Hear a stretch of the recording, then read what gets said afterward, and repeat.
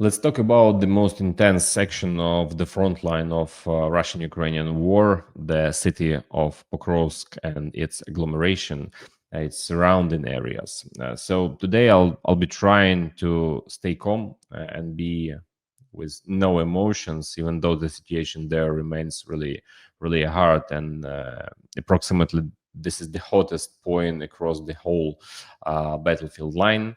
But the defense of Pokrovsk is facing right now extremely hard situation, extremely difficult circumstances. I will try to explain everything what is going on there, but as I said, keeping emotions in the check. So let's begin today's overview. My name is Vasyl Pekhno. I remind to all of you that please like and share this video. This is the review of Ukrainian battlefield as of October the 31st. So like this video, as I said, subscribe and leave your comments just below the video. Let's begin. I want to start with a story that isn't about Pokrovsk, but rather a story that became public knowledge yesterday. Right now, you can see two soldiers in the photo from the Territorial Defense Forces of the Armed Forces of Ukraine. These are soldiers from the 138th Separate Battalion, 115th Brigade, Territorial Defense. Their names are Alexander Tishayev and Alexander Alexienko.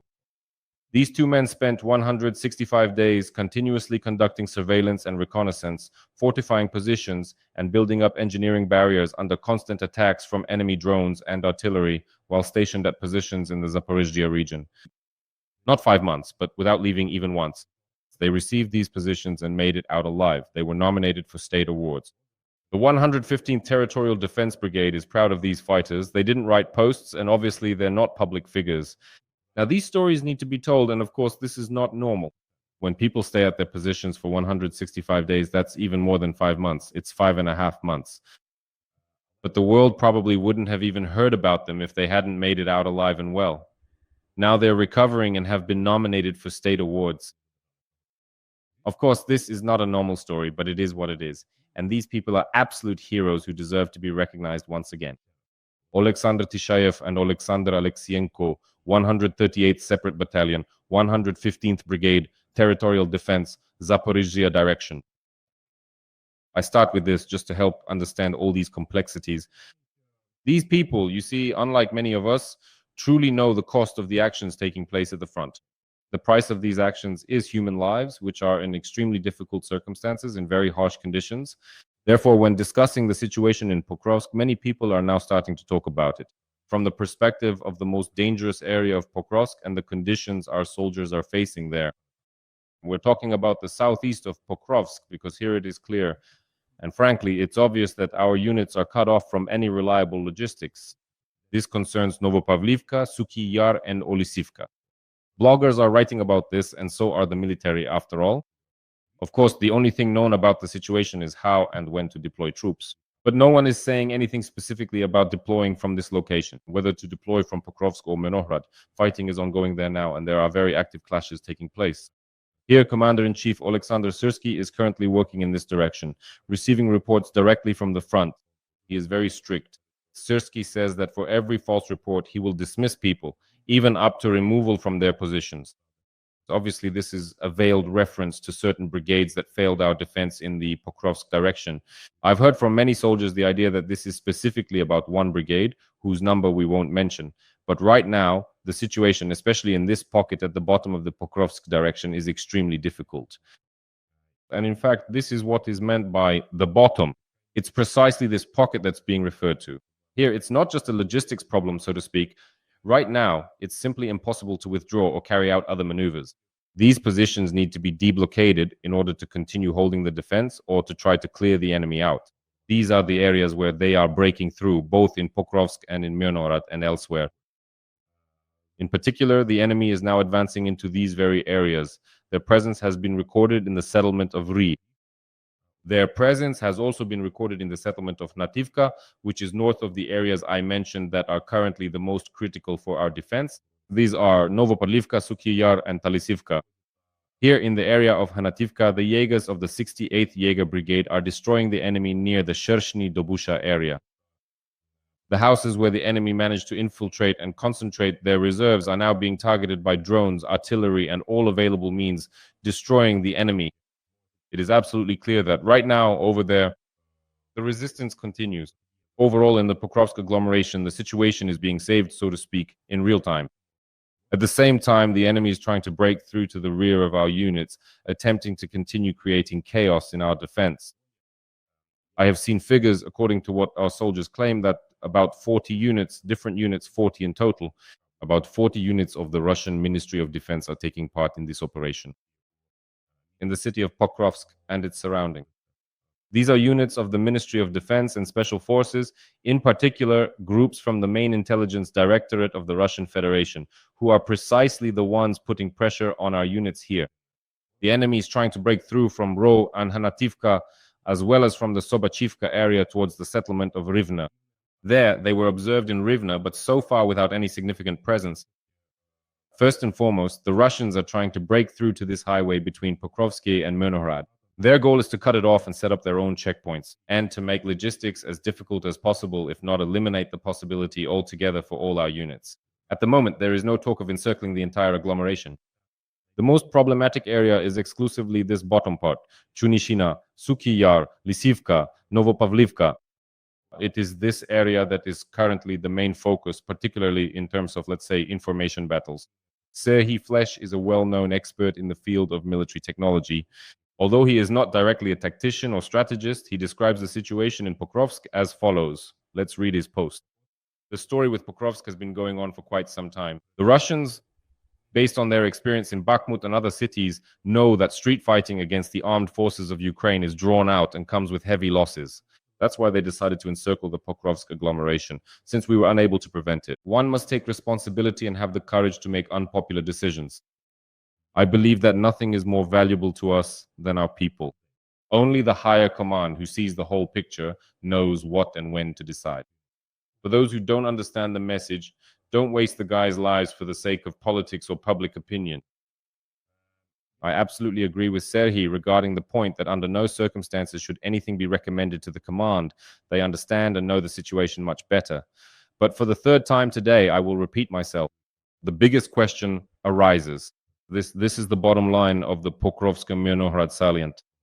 Of course, right now opinions are divided even among the military themselves, with whom I have to communicate about Pokrovsk. Some say it's enough just to clear it out. Basically, in order to unblock our units, we need to clear the enemy out of Pokrovsk.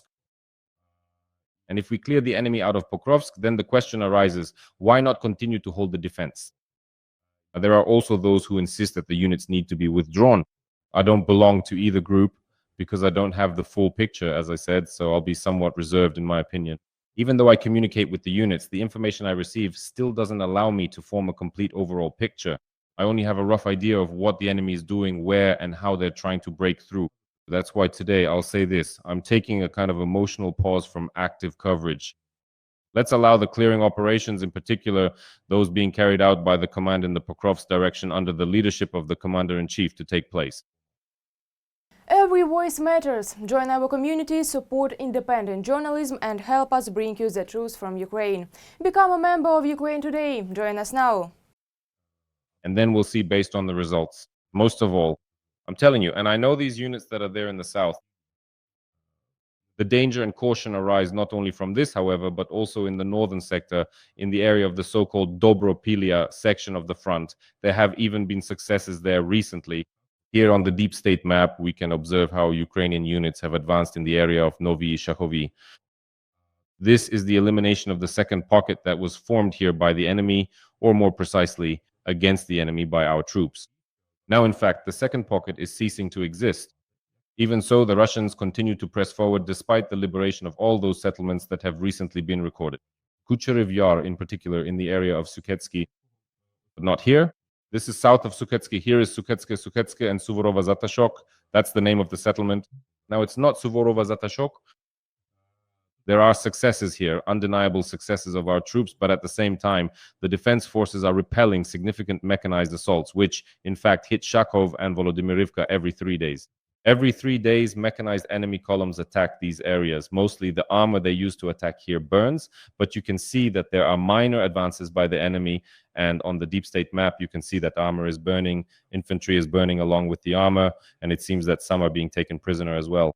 So here the Russians are unable to break through our defenses, and overall the trend of the situation in the Dobropillia direction is taking shape. Well, it's actually quite positive for our units, and this can't be said at the moment, unfortunately. We can't say the same about Pokrovsk. Although I'll say it again, we need to give so that the will being exercised here by the commanders can continue. That's all for now. I'm wrapping up on this. Today's review of the Dobropil, Pokrovsk, and Myrnohrad agglomeration. I'll move on to Kostiantynivka now, because regarding Kostiantynivka, the matters we have here, actually, the observers, in particular, such well-known Western observers as Plefra, they report that at the Pleshchivka checkpoint itself, the presence of the enemy is already being recorded, and they are entrenching themselves in the central and partial areas. In the northern part of Pleshchivka, although in the north of Pleshchivka there is still no stable enemy presence, they are being destroyed here. Ivanopilia is under enemy fire. Overall, in this sector of the Kostiantynivka front, the weather is currently quite bad. That's why drones aren't flying very actively here and can't carry out all of their assigned tasks. Kostiantynivka itself is also under constant and relentless bombardment by Russian glide bombs. From the southeastern part of this settlement, the Russians have approached the so-called dachas, and this has already been confirmed. They have tried to break through here more than once. But for now, at least, we can say that our command is managing to control the situation and the risks that are developing in Kostiantynivka, because the Russians still can't start direct battles for the settlement itself. However, we need to take this example into account. Pokrovsk serves as an example for all those settlements of ours where urban fighting hasn't started yet, but undoubtedly it will happen there. This includes Lyman, Kostiantynivka, and Siversk. By the way, regarding Siversk, there's also the nuance that the presence of the enemy has already been recorded on the southern outskirts of the city of Siversk. So they're on the southern outskirts right here. In fact, the gray zone has now expanded because the enemy is appearing here as well. Our fighters eliminated them with our drones on the approaches to Siversk, in fact, but now this can be said. Almost at the edge of the settlement, our drones eliminated Russian infantry there. Of course, I can't show this video here because YouTube would consider it dehumanization of Russian troops, but that's how it is. The gray zone has now reached Siversk as well, although it has actually been here for quite some time already. From the northeast, and now from the north and southeast, it is approaching the city. So about the three settlements, Kostiantynivka, Siversk, and Lyman, which obviously will soon become direct locations of fighting and battles. Within the city itself, this needs to be taken into account. Undoubtedly, the experience we had in Pokrovsk, which the Russians are now trying to replicate, particularly in Myrnohrad, what is the essence of it? What does it consist of? First of all, what conclusions should be drawn, and what are the Russians doing?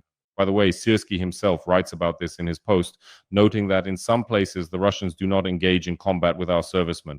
That is, they infiltrate the city, they sneak in there, disguising themselves in civilian clothes, and push further as deep as possible, sometimes without engaging in combat with our units, instead becoming a sort of sleeper reserves who simply hide somewhere. They hide in order to reveal themselves at the right moment, to suddenly emerge out of nowhere. And the Russians carried out these actions very actively in Kroysk, infiltrating from different directions over a long period of time. And now, as the situation has reached a critical point, these sleeper Russian units are beginning to reveal themselves.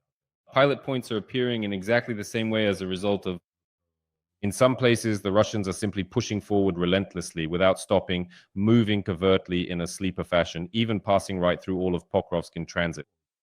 This is exactly what we saw with the raising of Russian military flags on the western outskirts of Pokrovsk. Russian infantrymen, as has already been mentioned, were spotted both in Rivne and even in the Ryshin area. They had to be killed near Rihanativka. They were present there. In other words, this infection has spread throughout the entire agglomeration, and they, well, are trying to take root like those roots without any, it's like roots growing without a foundation. They just keep growing forward in order to create complete chaos in command so that our command cannot properly control the situation. Because I talked about this yesterday and I'm repeating it today. It's very dangerous and unclear how you're supposed to organize the defense, where and to which locations to send units if you don't have the ability to do so. In reconnaissance mode, how can you figure out where the enemy has planted mines, where they're setting up their pilot points, or where you might be ambushed by the enemy?